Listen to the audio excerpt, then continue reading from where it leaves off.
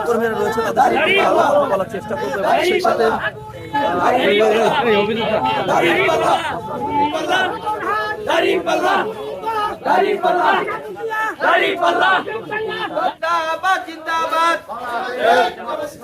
নাটোরবাসীর নেতা আছে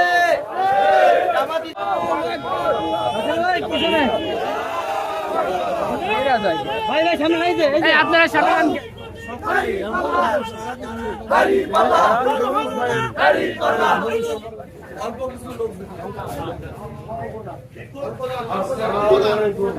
তার মূল্যবান বক্তব্য দেওয়ার জন্য সবিনয় অনুরোধ করছি।